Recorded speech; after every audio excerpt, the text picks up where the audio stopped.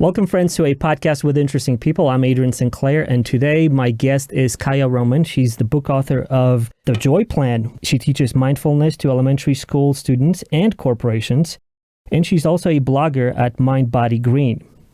She's also a communications consultant to some of the Silicon Valley's largest companies. And overall, she's on a quest to find how we can make our life journey a little easier. And aren't we all on the same kind of a journey?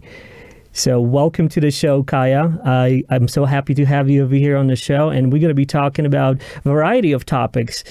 We're going to start off with just kind of talking a little bit about you and your background. We're going to talk about what you do in the space of mindfulness.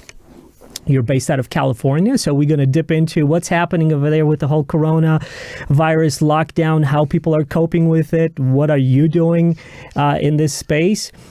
And we're also going to be talking about, exploration of our life's journey and your quest to make it joyful in a way and kind of keep it sane. And also we're going to dip our toe into talking about ketamine treatment, because that's a topic that you wrote a wonderful article about. And welcome to the show. Thank you. Thank you so much for having me. I'm really happy to be here speaking with you today. So we're going to be, let's start with just talking a little bit about you. You are a book author of a successful book, The Joy Plan. Tell us a little bit more about that. Why did you write it? How was the process, and what did you get out of that? And let's start off with that book. Okay, thanks. Well, I like to call The Joy Plan a memoir with benefits. So it is my story, but I sort of use my story as the backdrop for discussing a lot about the neuroscience of joy. And woven in are tools that people can use to, increase joy in their lives. But actually, I didn't intend to write a book. It didn't start out as a book. I was running a company, an epigenetics company, and it was something that I had invested a lot of time and money and planning into, and it kind of imploded in a very unexpected and sudden way. And as a planner, you may be able to tell from the title of my book, The Joy Plan. It was not usually something that you plan, but because I'm very much a planner by nature, I found myself really not in a good place without a plan and having my plan fall apart. So a dear friend of mine suggested that for the next 30 days, I just make joy my only plan. Just focus on finding joy before I try and start another business or, find a job or figure out what to do.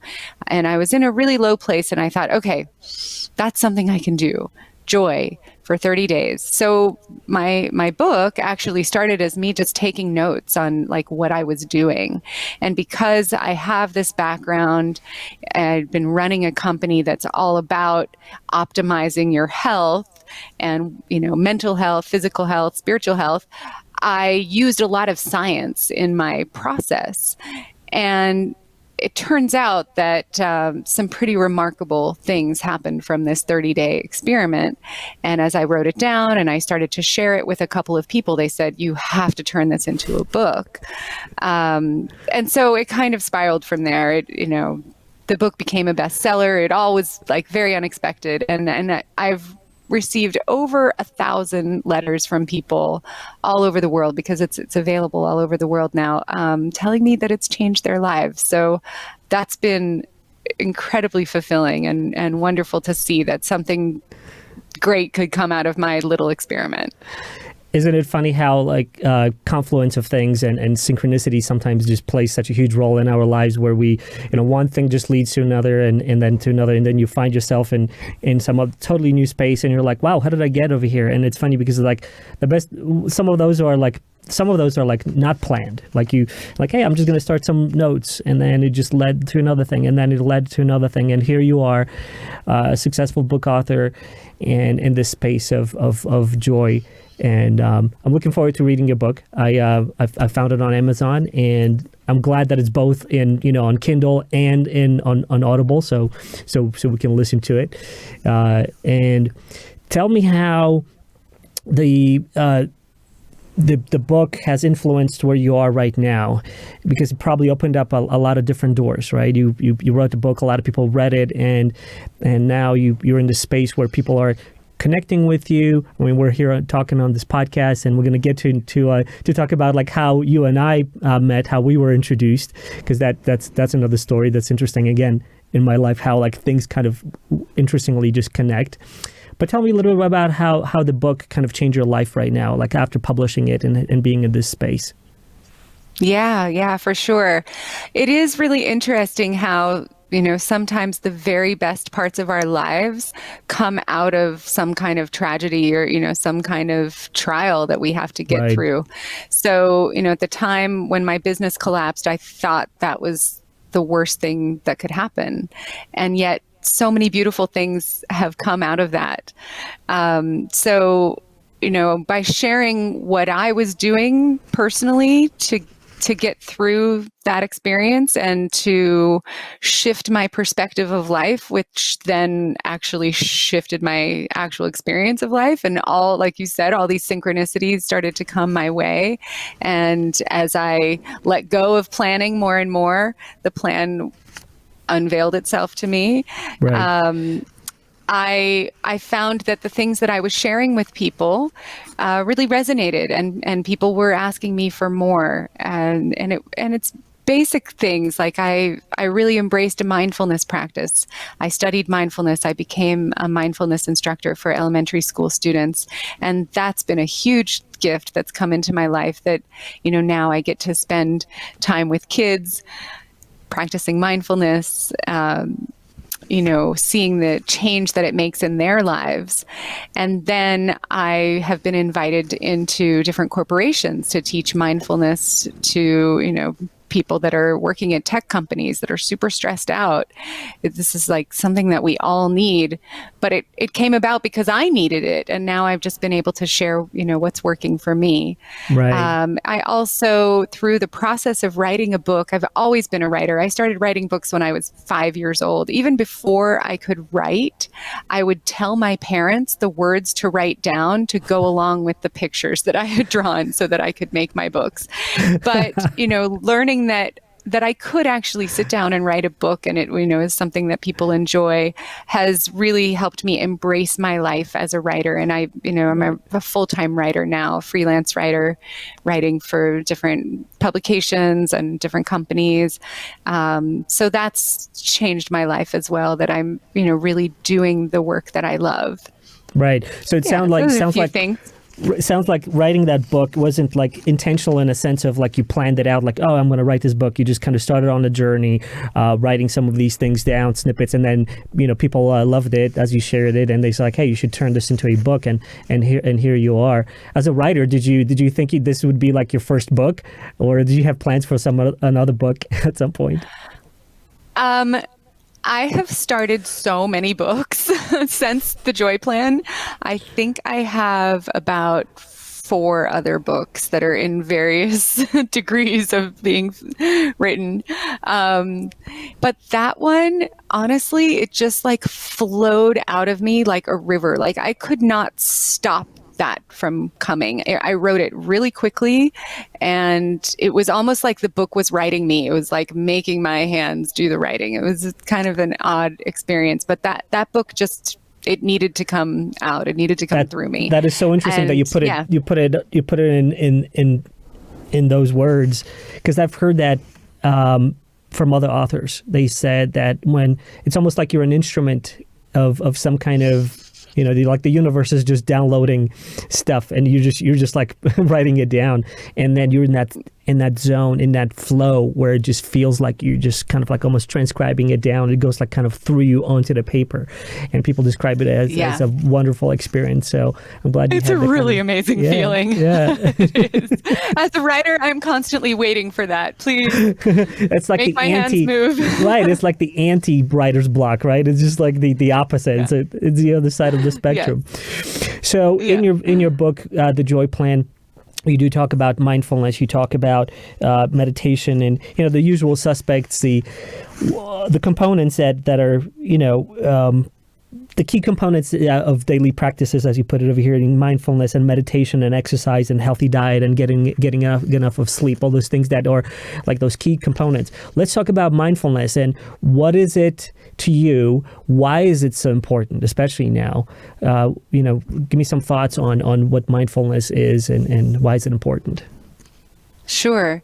Yeah, I think that it's such a buzzword around right now that people don't necessarily know what it is, because it could be a lot of different things to different people. Is mindfulness the same thing as meditation? What is it? But actually, mindfulness is very simple. It's just bringing your awareness to the present moment. That's it. Mindfulness is present moment awareness. And why is that important? Well, for me, I am a worrier. I've been a chronic worrier since I was little. I've dealt with anxiety. I have a lot of stuff going on in my head all the time. And anxiety is all about projecting forward, scenarios about the future. Right. And, that's a challenge of mine. And so mindfulness brings you back to this present moment, right here, right now. My breath, my heartbeat, my 5 senses, the sensation of my body in the chair. This is what's real. All these thoughts that I'm spinning around and around in my head, that's not real. That's not here and now.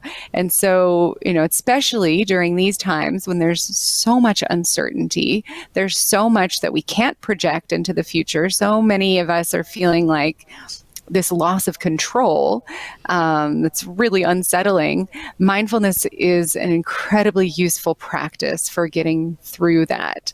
And, it was similar for me at the time when I wrote my book. Mindfulness was an extremely useful tool because it was a time when I couldn't predict what was going to happen next. And it's a practice that I'm, extremely grateful to be able to share with kids. My students are age 5 to 12. I think this is a skill that all kids should be learning in school. How do you practice mindfulness with students, with kids? And how does it differ from doing it in a corporate setting or for like corporate clients? Yeah. Almost, tell me more about how they seem totally like right? opposites, right? But, the funny thing is I pretty much do the exact same thing with both groups because, the truth is we're all basically 7 years old. Like, it doesn't matter if you're the CEO of some tech company. Inside, you're still a little kid. And mindfulness is such a simple practice that it's the same for anyone. It's simple enough that a 5-year-old can do it. It's simple enough that a 105-year-old can do it. So what I do, and it's really remarkable actually to see how even little wiggly kindergartners will totally focus and do this, is I just teach people different exercises that they can practice on their own. I do something like telling them to imagine, and I do this with my corporate clients too, like imagine you have a zipper in your belly button and you're going to zip up your spine so it's nice and straight, and you're going to find your mindful body, and you want to be alert but relaxed at the same time. Close your eyes. And then we bring our awareness to our heartbeat, our breath, our 5 senses. I have lots of games that I play and little exercises that are basically just ways to help people remember how to practice this when they're practicing on their own. But I use different tools, like a body scan, or squish everything up and then relax, or, counting your inhale, counting your exhale, tools like this to help people bring their awareness to their body, bring their awareness to this present moment. With corporate clients, do you? I have a 5-year-old daughter, so I'm thinking I do some of the exercises with her, where we're trying to meditate a little bit and just focus. She calls it the focus. Let's go and focus. Nice. And so with kids and with your corporate clients, when you do meditation, what were some of the most surprising, good or bad, surprises for you in terms of trying to introduce, especially for the new people that never done it before, and they're like, this is just a waste of time. I got a list of things to do. Like you make me like slow down and stop over here and start thinking and breathing. Like, please, So, what were some of the biggest like surprises, like good or bad, in terms of like approaching and changing them and seeing how they kind of got into it or maybe not get into it? Yeah. I mean, honestly, my biggest surprise is that there isn't more resistance. Like, I get so much positive feedback, and I wasn't expecting that. Right now, during this lockdown, especially here in California, where everyone's working from home, I'm leading these online sessions for some companies, and they're optional. Like, as many people can come to them or not. They're all virtual. And I'm really surprised how many people keep coming. We're offering them sometimes twice a day. And it's like so many people are coming and showing up and writing in the chat how helpful it is. So yeah, I wish I had something to say. Like, no, that's good. No, there was a time when someone was super resistant, but mostly the feedback is extremely positive. And it's the same with my little kids too. Like, I would expect that more of them would be having a hard time. I mean, I definitely have some kids that have a hard time sitting still, but they all get into the practice. And I'm continuing to have my class through Zoom with my elementary school students as well. And I mean, it's amazing to see my screen filled with like 50 kids sitting and meditating. And yeah, the surprising thing to me is that they do it. That's amazing. And the reason why I was asking that question is because like I think where people really need it, and even if they don't know about it, once they start doing it or getting introduced to it, they realize how much they need it, how helpful it is, and how naturally it comes in. And it's sort of like giving yourself the permission to slow down and really be in this moment versus just being either in the past or being in the future and stressing out.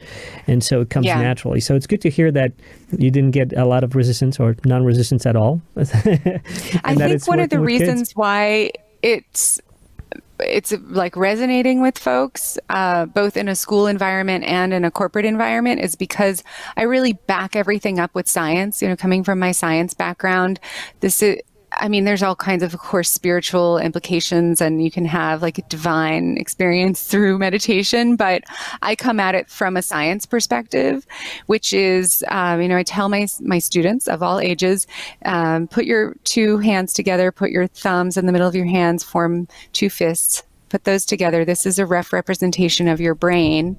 Like, that's about how big it is. And they're always surprised it's not bigger. And the thumbs in the center of each hemisphere represent the amygdala.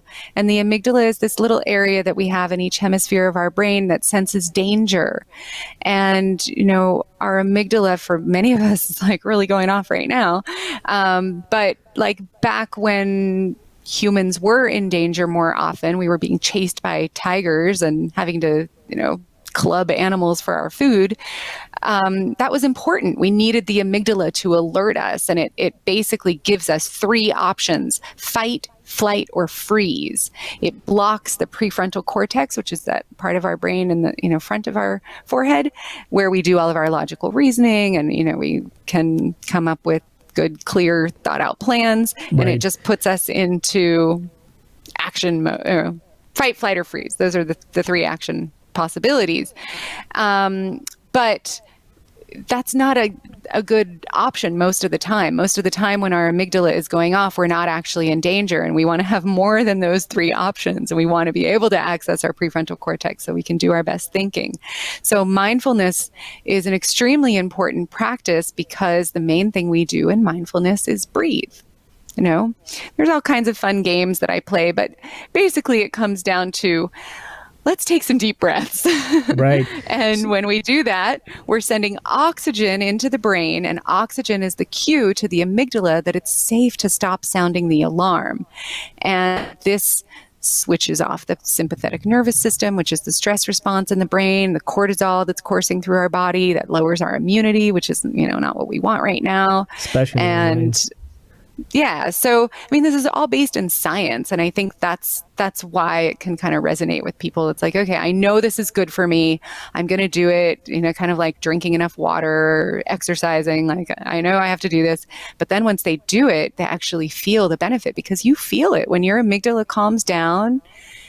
When your parasympathetic nervous system switches on, you get those hits of like serotonin and dopamine. Like, you feel it and it feels good. And then you want to keep practicing. So how often do you do it, and how long are these sessions with, both your corporate people that can connect from companies and kids? How often does that happen? Does that happen every day, every other day? Well, right now I'm offering these online sessions a lot more often than I usually do. So I've got 5 of those a week with companies, and they're just 15 minutes long. And that is really enough time to do a good mindfulness practice. And my goal with each one of these sessions is just to give people tools that then they can use throughout their day. And then my class with my elementary school kids is a half an hour, because we do some sharing too. I like to hear every week they share with me, what their mindfulness practice is, what they're doing. And right. No, that's fun and so cute. Wonderful. Yeah, get some of that feedback as well to kind of see what's working for them and what they think about it. No, that's yeah. Great. And when they're using it, like, oh, my brother stole my Legos, and then I had to go practice some mindfulness. Like, just remind them about that. Yeah. No, that's great. It's like I see how that's working even with my daughter when she again, just going back to that reptilian brain, where it just kind of shuts down your logical thinking, right? And it's like you just like the world just stopping for them, and for us too. Like, because when we are stressed and emotional about things, it's like we're going back into that reptilian mode, and we don't have that. We don't have access to our prefrontal cortex, and we can't reason. So it's reminding yourself somehow, or building this habitual response to these moments. They're like, oh, I got to get into my mindfulness moment and reclaim my full brain again, right? And and I mean, can you imagine if this is something that kids just grew up knowing? Like, can you imagine if you had learned this when you were a kid? Seriously, that is such a useful coping mechanism for life. I tell my students, like, what you're learning in math is super important. All your other subjects are super important, but this is a little secret. This one's the most important.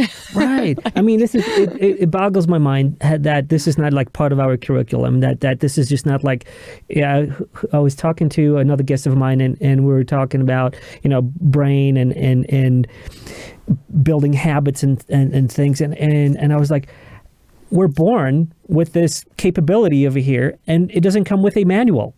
And so how come we don't have, like in schools, we don't have something to teach us about how to operate this mass in our skulls that's leading our lives, and how to relax it, how to work with it, and all of that. Yeah. I am really happy though that it is becoming more popular in schools. Yeah. I think especially here in California, but I'm hoping that it's over time will start being in all schools, because the research shows it decreases bullying, it increases attendance, it increases focus, and just like students reporting in general that they're happy, and increases health and immunity. Like, there's so many good benefits from it. Right. So, I mean, it's almost like before classes are in session, kids should just start with that, like get that 30 minutes every day, maybe at the beginning and at the end, and just kind of start off with that, just to kind of kick off the day. Yeah, for sure. Or even mode, right? even 1 minute. I mean, it doesn't even have to be a long session. Right, just like bring yourself back to this present moment awareness. Let's ground ourselves in our breath. Right. Now we're ready to focus and have our class.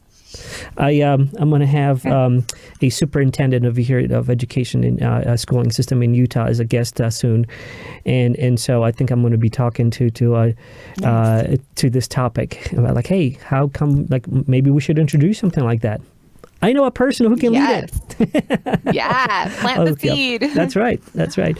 So how is California right now in terms of being quarantined and staying home? And how do you feel about it in terms of what's happening?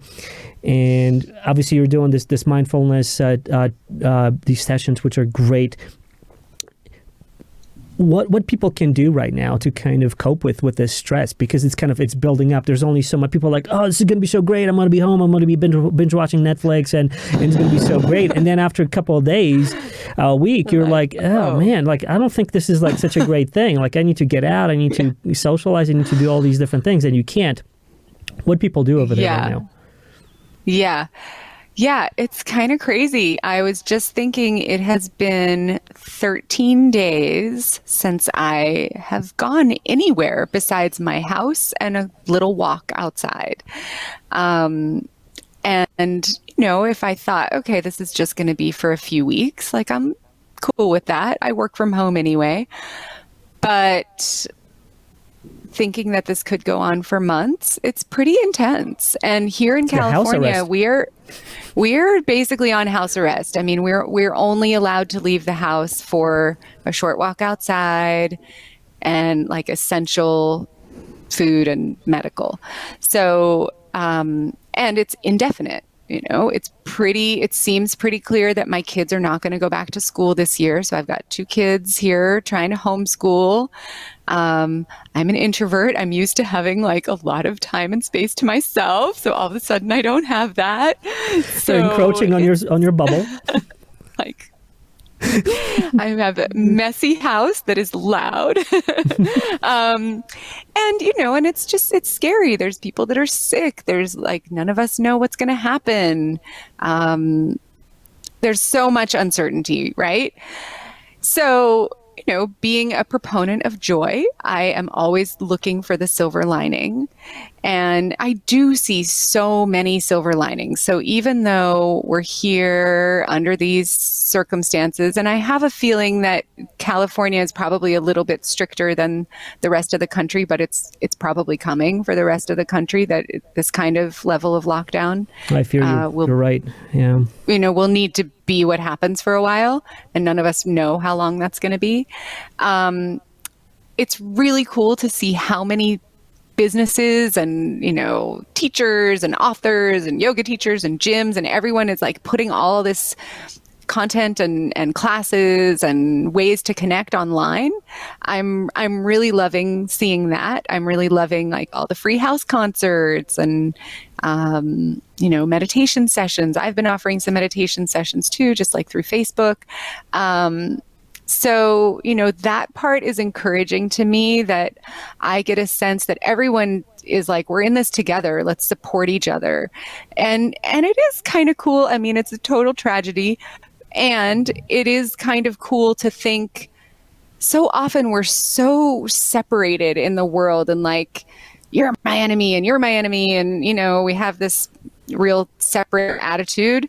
But right now, we're unified as an entire world with one goal, which is like, let's be healthy, and we have like a common enemy or whatever, but it's really about health and how can we all support each other to get through this and come out on the other side with as little loss as possible. And it is also kind of cool to me that we're like realizing how connected we are. I mean, even if it's negative, like stay 6 feet away from me, don't make me sick. But it's also like, oh, my choices, where I go, who I come in contact with, what I'm doing affects all these other people too. And I love anything that helps us realize how interconnected we are. So I see the positives there. It's an opportunity for a big reset, both personally and like globally. Some aspects of that reset are scary, like the economic part. Practicing a lot of mindfulness to get through that, but just it makes us reduce life to the essentials. Like, who are the people that are most important to you? Who are the people that you're stuck with in your house, and how can you appreciate them and have fun with them and laugh and, make the most of this? And who are the people that you need to be reaching out to and connecting with on the phone and through video calls and staying close, even though we're having this time of distancing? How do we still maintain those relationships? And how do we maintain our health? I mean, just getting people to think about health in a new way, like whether it's washing our hands or taking the right supplements to increase our immunity, or becoming more aware of what we're eating and how, we need to really be taking care of our health right now through what we're eating. I love that. I love that people are thinking about health. So yeah, I'm seeing a lot of silver linings. It's and we talked about this a little bit offline, and one of the things, even though it's like we're in a crisis mode, like how can we turn this into a positive? So I love all the things that you said, because it makes you think. And when life is busy, when all of this passes, people are just tending to forget about certain things, forgetting about taking care of themselves, right? And it's just like this rat race that we're just on and on and on. It's a treadmill of life. But with what we're experiencing right now, it gives us the sliver of introspection of how things can be different to help ourselves. So whether it's just like, hey, a daily practice of mindfulness, in your regular schedule of a regular person out there, they're like, hey, I'm just too busy for it. But you know what? Maybe there's a lesson for companies as well, for corporations, especially the ones that allow people to work remotely, right? And now they're saving a lot of time of not commuting to work, not being stuck on a freeway or highway or whatever. And now they're like, hey, I got this extra half an hour, maybe 45 minutes, or maybe even an hour.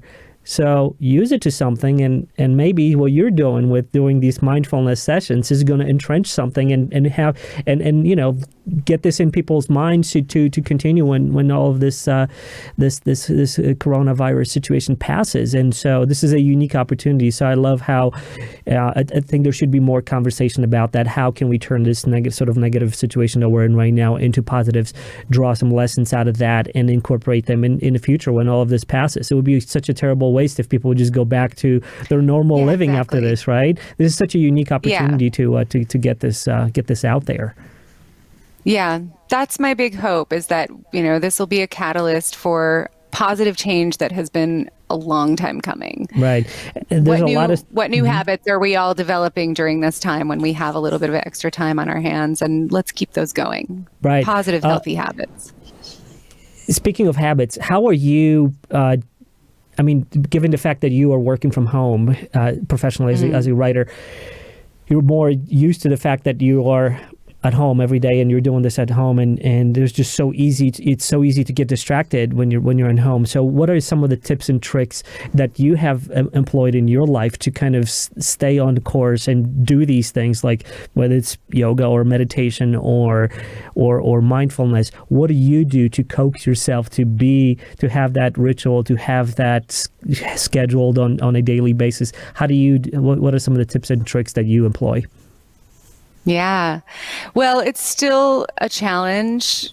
I don't have it all totally figured out, but I think, we need to put things on our calendar, or, if you don't keep a calendar, your mental calendar, that, knowing that having my time for mindfulness, or having my time to exercise, or, knowing that I'm going to set aside this much time to prepare my food from scratch and make it super healthy or whatever, all of that is equally as important as those hours that I'm working when I'm getting paid. Those other things are what sustain me to do the work that I get paid for. Right. And if any of those personal health practices slip, then I'm not going to be as effective in my job. So, it's really about having a calendar that includes all of the things that you need to do in a day to be as effective as you can be. Now, under the current circumstances, I have 2 kids suddenly at home homeschooling. I can't control my calendar as usually I can. There's a lot of interruptions. It's hard to stay focused and not get distracted. But if we just keep coming back to, I try and start every day with an intention, and then just keep coming back to, what is my intention for today? My intention for today is to, move my day with a sense of peace and calm. Or my intention for today is to write this super awesome article and be really sharp and, really channel like the best information that I can into it. Or, my intention for today is to lead a inspiring mindfulness session and, to connect with people from the heart or whatever it is. And then I just keep reminding myself of that intention if I get off track. Speaking of and articles. then, I'll also just share that I think it's really important to have other people in your life who can help you keep on track. I mean, even for me as an introvert, I'm super lucky that I have a network of like incredibly supportive friends, and we all support each other. Now we can't be together in person, but we're on the phone, we're on video calls, because like we all need that, not just necessarily your partner or your family, but some kind of network that helps you social share your network intentions with. That keeps you accountable. Yeah, that's a good keeps way. You accountable. That's probably a good way of using social media and your circle of friends, and like, hey, I intend to do this, and I'll be talking about it. I need you to keep me accountable and keep me motivated. And I have a weekly call with one of my best friends, and, we share, well, here's my intentions, here's what I'm struggling with, here's how you can help keep me on track. And we check in with each other. That's I like that. Hugely helpful. I like that. I should probably implement some of that in my life as well. I do have like weekly calls with some of my closest friends, and we talk about that, but they're audio calls and I really cherish them.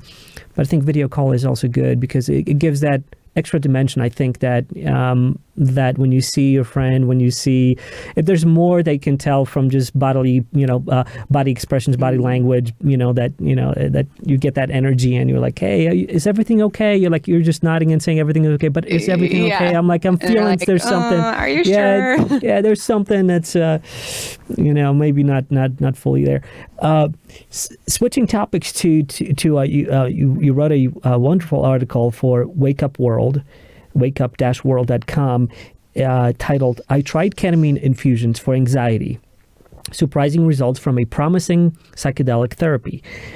So I wanted to switch to that, and because this is how we kind of got introduced through Warren and Zappy, who I had Zappy on my show and talking about the ketamine treatment, ketamine fund, what kind of wonderful work is being done in the space of PTSD and anxiety and stress and fully legal FDA. I'm not sure if it's FDA approved, but it's FDA approved in 1970. Right, FDA approved in 1970. And it's a tool that opens people's minds. It's a tool that's slowly growing out, and there's more and more awareness about it. And I'm sort of like on that mission as well to kind of introduce people to it and talk about it. I talk to doctors, I talk to veterans, talk to people who had PTSD and anxiety, and wanted to talk to you because you did that, and you very nicely described this in this article, your journey.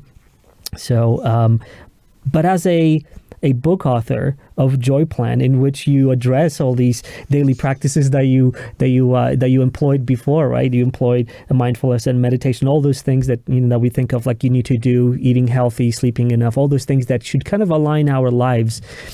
You still decided to do the ketamine treatment. Tell me more about how that happened, why that happened, and then like how was your experience? Yeah, for sure.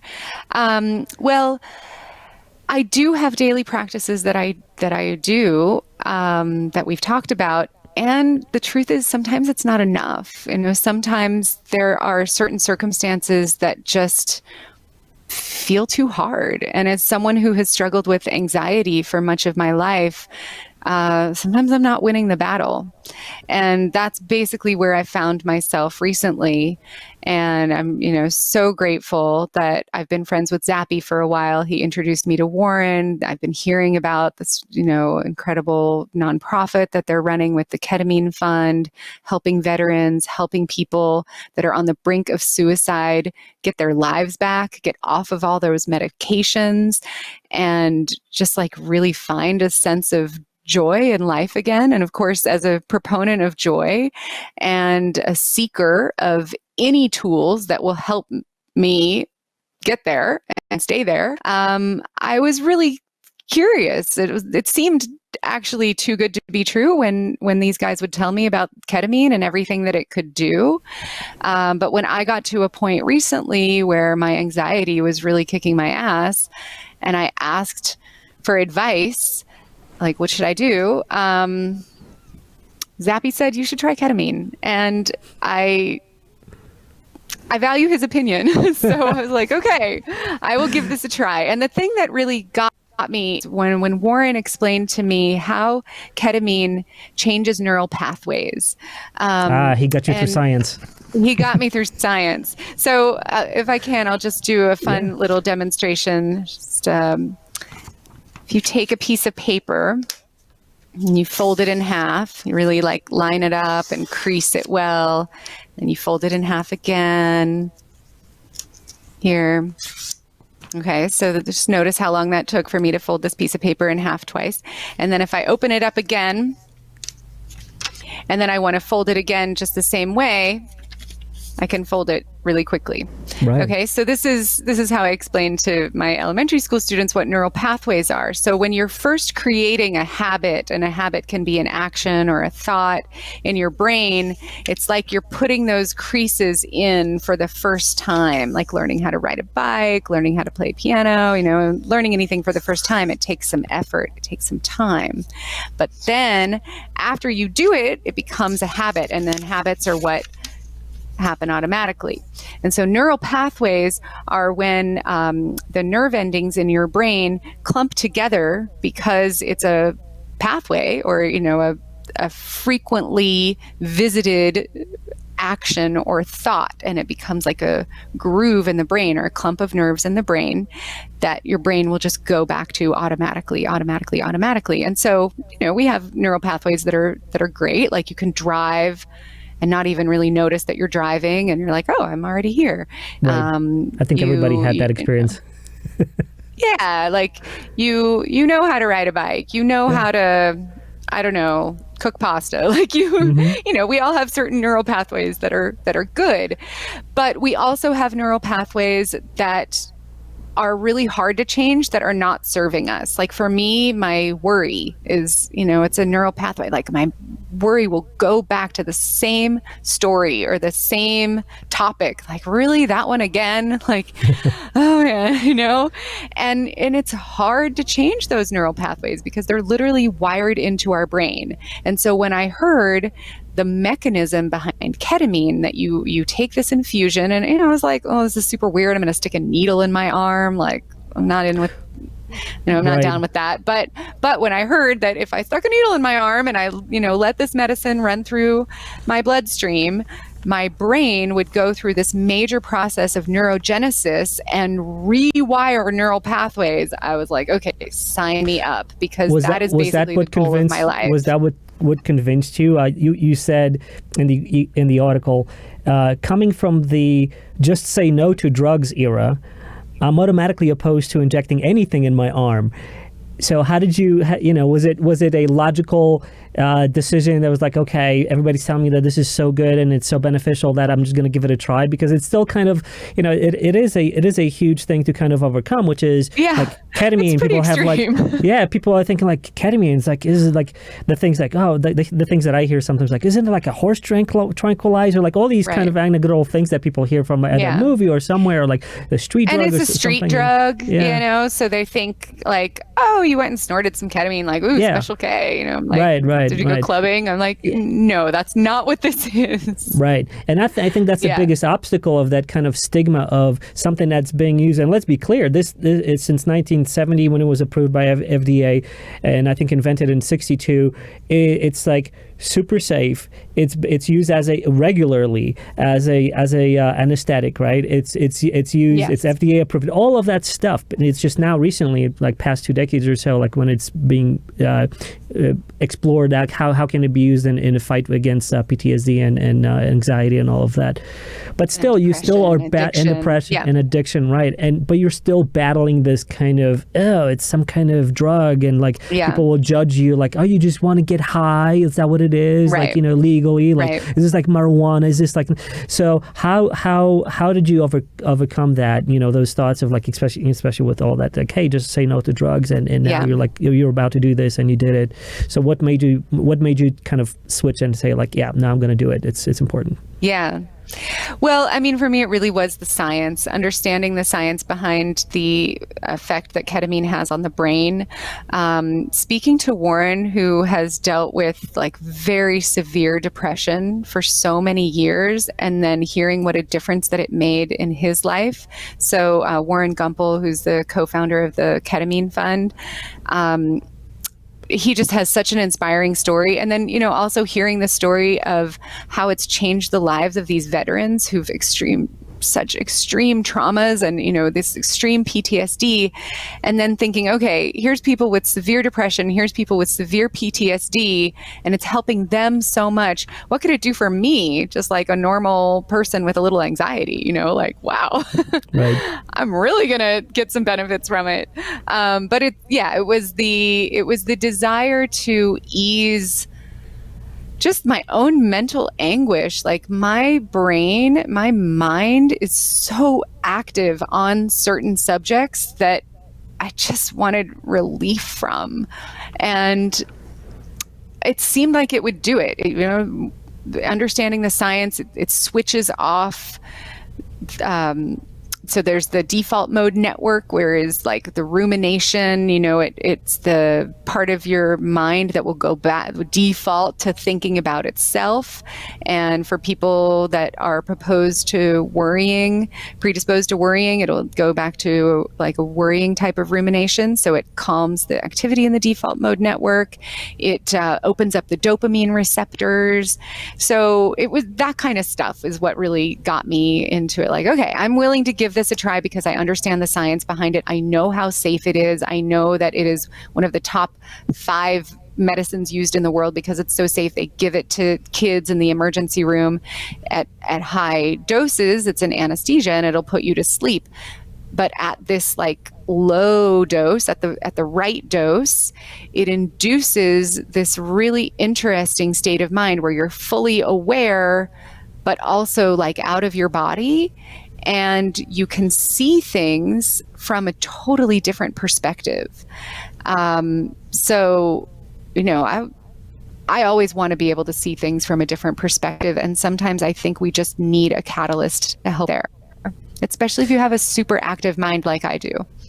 It's funny you said the word catalyst because that's what Zappi used when we were talking over here in one of our episodes about it. He was like, it's like a catalyst. It just opens up that gate for you, and then you can choose to go through it to kind of see things from different perspectives. And I think that's such a powerful thing. I think that's a really great word for it, because it's not like you're going to be needing ketamine for the rest of your life. It's like it gives you this different perspective. It opens up a new way of experiencing your life, helps you rewire those neural pathways, and then you're sort of get this reset. I'm so grateful that I was able to do it before like the whole Corona lockdown. I think my anxiety would be off the charts if I hadn't. Right. Honestly. I think a lot of people could benefit from it when this thing is over, because like we're all going to have PTSD to some extent.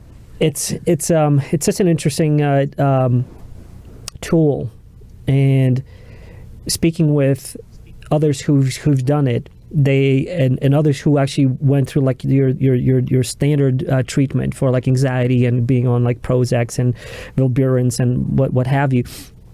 There many people that I talk to, they say like we have things backwards. We should start with like ketamine, because it just it gives you it's so effective. It's just such a such a huge experience, and it works almost immediately, versus like a lot of these antidepressants you got to take for like weeks and weeks and weeks. And I'm not saying there's like no room with for horrible that. side effects, right? But for like the 80-90% of people that can be, can benefit from ketamine, and then whatever the remainder is that maybe are not responsive to it or what have you, there's always going to be edge cases, right?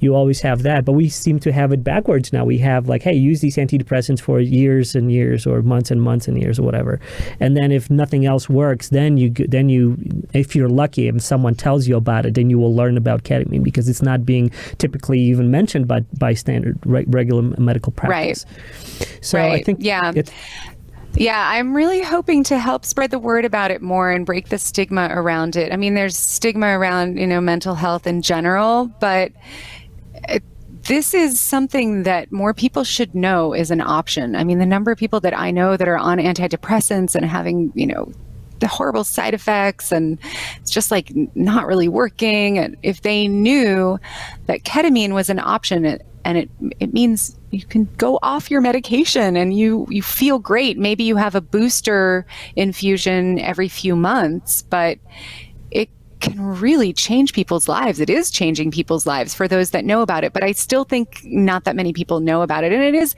I think, a fairly new treatment for depression or anxiety. The study started coming out like 20 years ago, which is still pretty new in the world of science. And there's about maybe like 130 ketamine clinics in this country, which really is, only like a few per state. So you don't necessarily have that accessible right where you are. But I'm hoping that it'll increase, that awareness will increase among people that could benefit from this, among doctors who could offer it. My experience was very profound, and I'm really grateful that I was able to give it a try. I like how, and you mentioned that in your article, you went to a specific place, My Ketamine Road in Florida, and I love what they're doing, which is they're packaging everything up. Like you can have the ketamine treatment, but then it's also paired up with a mental health counselor conversation, which a professional that can help you unpack this experience and integrate it and all of that. And it's I think that's such a crucial combination. Yes. And that's the integration is a really important part of the process, because when you have a ketamine experience, it can be like very profound, but then it can also be a little bit confusing afterwards. Like, okay, I saw a lot of things. What does it mean? I'm seeing things in a new way. What does it mean? And now I need to process it. So I really appreciate that My Ketamine Road has, therapists that are specifically trained in working with people with this medicine. They do it either by sessions afterwards, like especially within the 24 hours afterwards when you're in that really important neurogenesis period, or they even do ketamine-assisted therapy where you have a low enough dose of the medicine that you can be having a conversation and the therapist is like in the room with you and you're talking through, which just totally brings down all those barriers, all those walls, and you're just like fully open to having that breakthrough that you would want to have in therapy. I think that's a very innovative approach. They're doing that at My Ketamine Road in Miami. I'm hoping that other ketamine clinics will be embracing that method as well. It's like highly effective as far as like My Ketamine Road looks at all the statistics of who's coming in with what and what are their outcomes at the end. Right. And they've got some metrics positive outcomes in the 90th percentile. So it seems really good.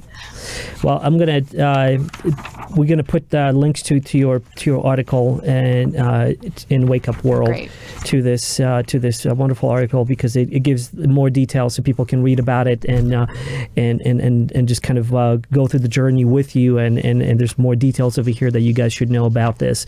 And I'm so glad that you chose to talk about it, because I think it's all about, creating that awareness right now. It's going to kind of go through osmosis, people telling other people and their own testimonials and accounts, and if it's the right thing for you, and take us to the next level, combining the mindfulness, combining meditation, combining all the healthy stuff that we are supposed to do every day, and then also incorporating these new tools that are coming out, that are here, that can take you yet to another level.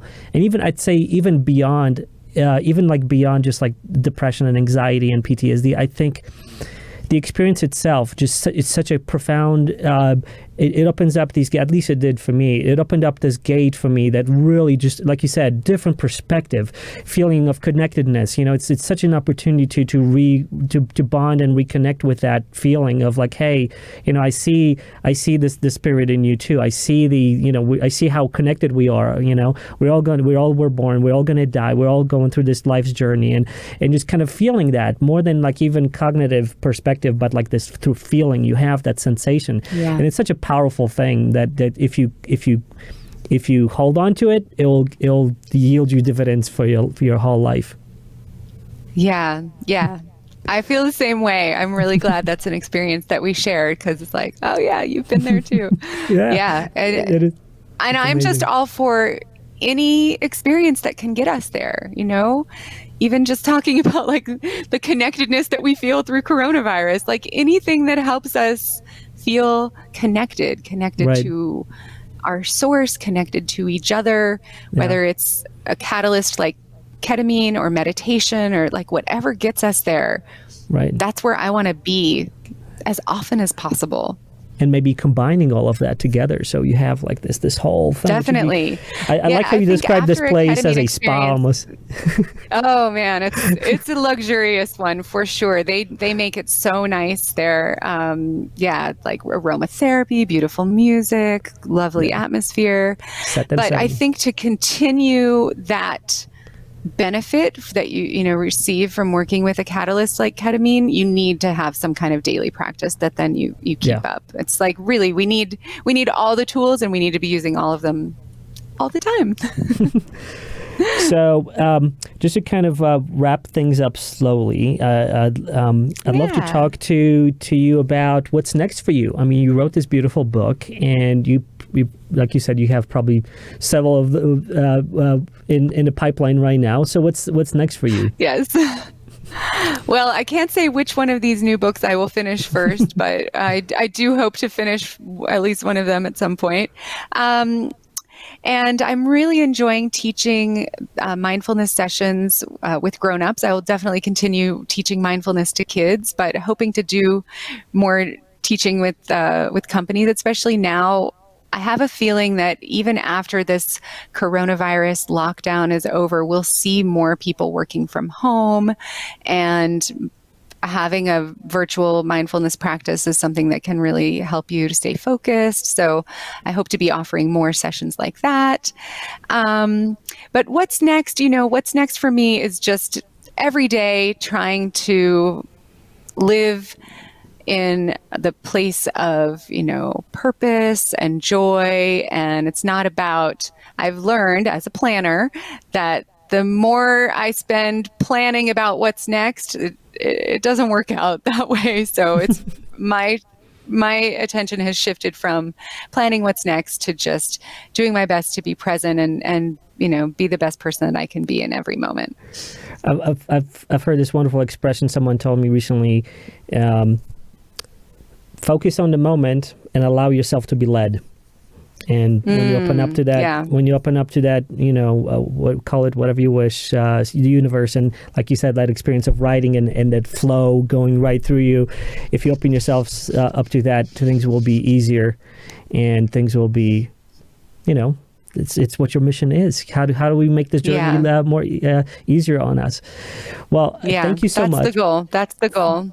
And I know we talked about offline a little bit the difference between happiness and joy, and I want to just end with that because my goal, as I wrote in my book, isn't to be happy. My goal is to find joy and to keep joy. And we often use those two terms interchangeably, but they are actually really different. Scientists have measured the difference between happiness and joy.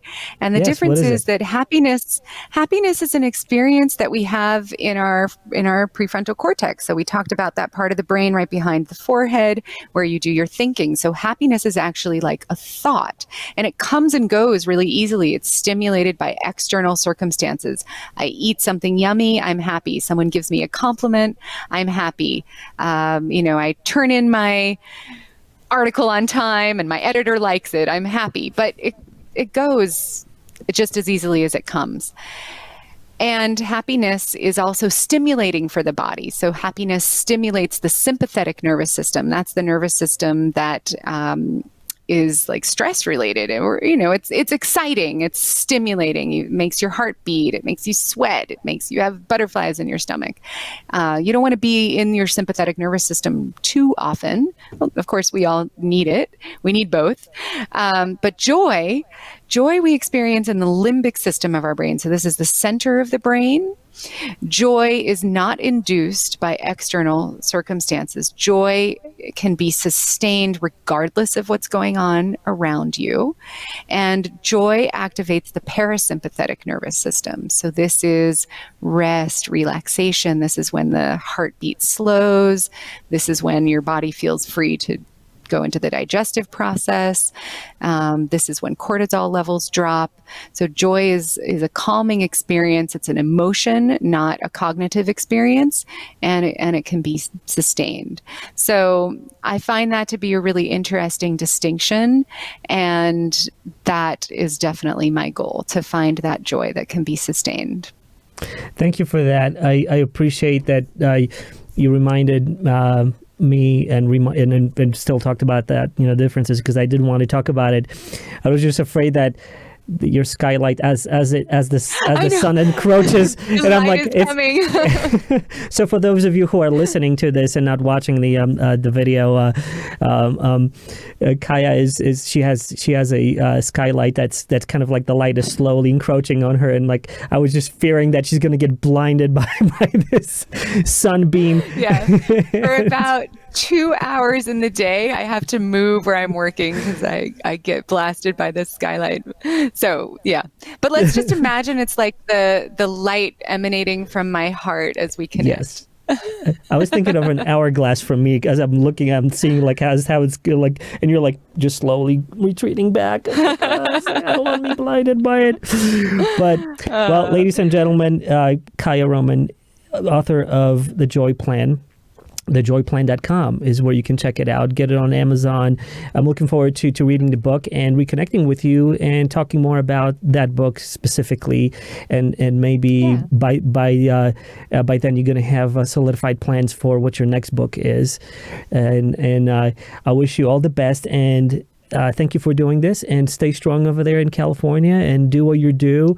Help other people and continue to spread the awareness about mindfulness and all these tools and ketamine treatments as well to basically spread that awareness and have other people open up to it. And one by one, the world is going to slowly change, I believe, through exposure to these wonderful tools. Yeah, thank you. I'm so glad we had this opportunity to talk. And thank you to you too for spreading awareness through this podcast. Your interviews that I've listened to have all been excellent, and I really appreciate that you're doing this. Thank you. And thank you for having me. I'm honored. Thank you, Kaia. I really appreciate it. Until next time. Take care. Talk to you soon. Bye-bye.